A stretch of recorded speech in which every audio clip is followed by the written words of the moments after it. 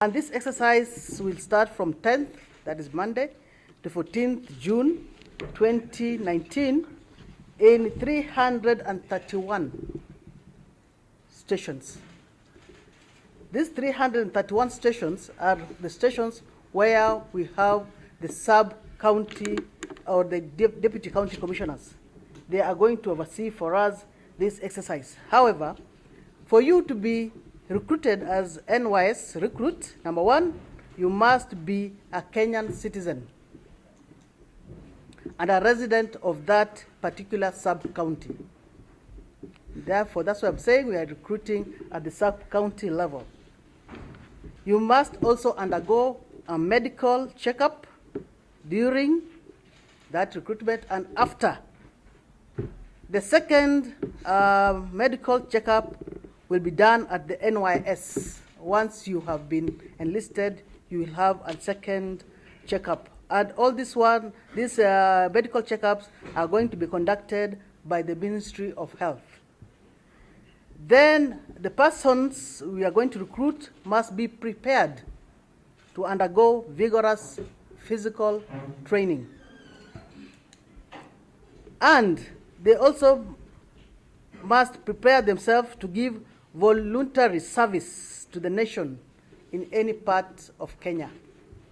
Remember when the chairman was speaking, he said there are four stages, paramilitary, and the second one is the national service. So you should be prepared to undergo voluntary service to the nation in any part of the Republic. We have 22 units in the Republic of Kenya, and therefore, after the paramilitary training, we can post you to work there. You must be a KCAC certificate holder with a minimum grade of D, plain.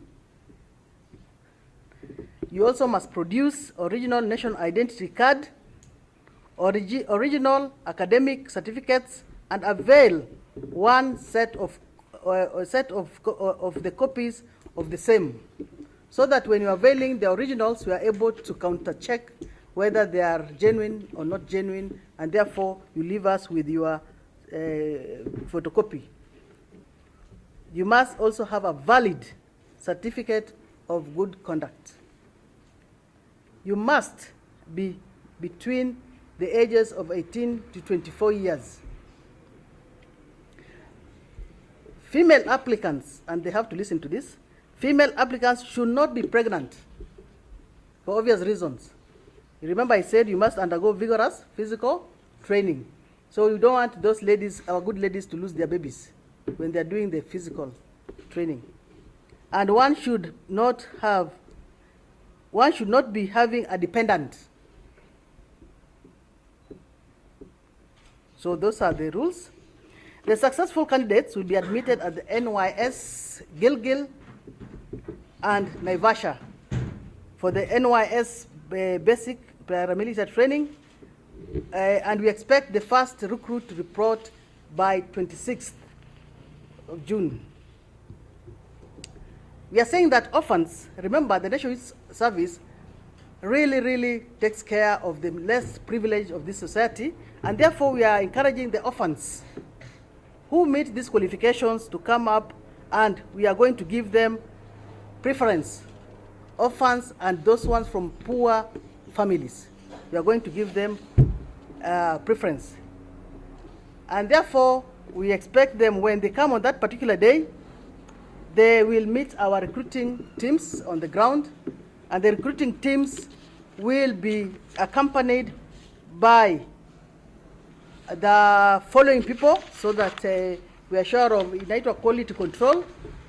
The deputy county commissioners, we are hoping that they will come to oversee the exercise, and they will be having the sub-county security and intelligence committee members.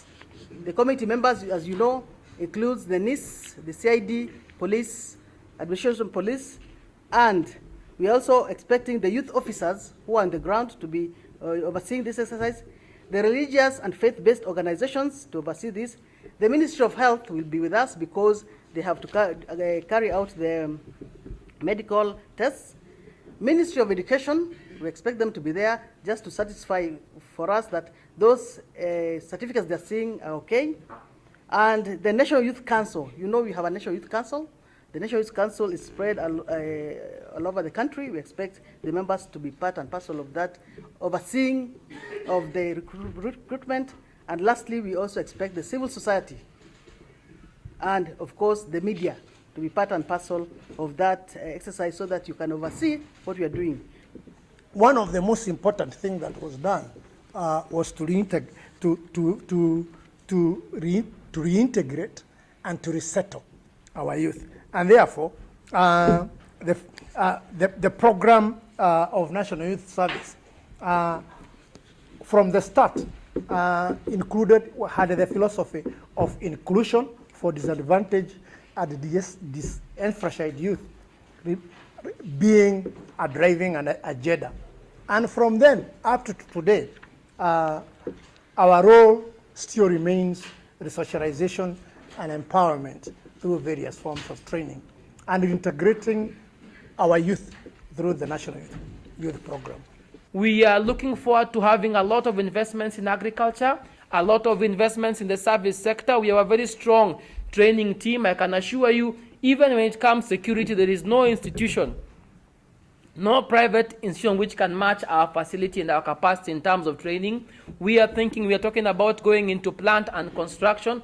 I can say this without fear of contradiction. If we told all the construction companies in this country to come and lay bare what they have, and the National Youth Service, right on my left, on my right, sorry, came and showed you what we have in our mechanical and transport branch, you would be amazed at our capacity.